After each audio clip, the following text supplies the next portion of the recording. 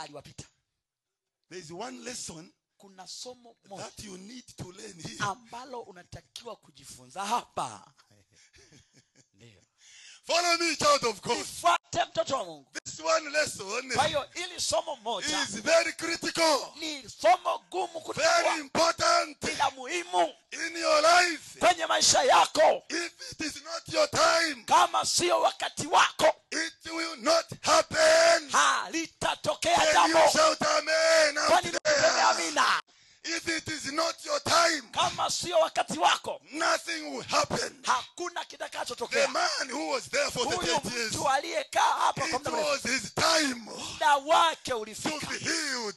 wa And kuponywa. that's the reason Na why hiyo ndio sababu kwamba Jesus went there. Yesu akaenda pale, Because his time kwa sababu ni muda wake had come. He umefika. waited for 38 years. Alisubiri kwa miaka His 38. time had not yet come. Muda wake ulikuja fika. Listen, my sister. Sikiliza dada, Yes, you cannot be married ndio now. hujaolewa Your sasa, time is not yet muda come. wako haujafika. Listen, my brother. Ndio kaka, sikiliza, Yes, you cannot be married now. unaweza usiolewe sasa, Your usiolewe time has not yet kwa come. sababu muda hujafika. Listen, my daughter. Sikiliza dada, Your time muda to wako cross over to Form 1 kuruka kidato cha has kwanza not yet come. haujafika. Wait patiently. Endelea kusubiri kwa And uvumilivu start hard. na soma kwa nguvu. Wait, my parents there. Subiri mzazi hapo If ulipo, it is not yet your kwa time, sababu sio wakati wako. don't complain Usilaumu that your children kwamba mtoto wako are not working.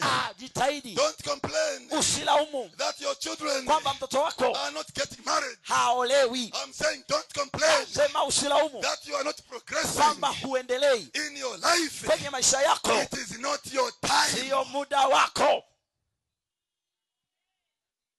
When his time came, Muda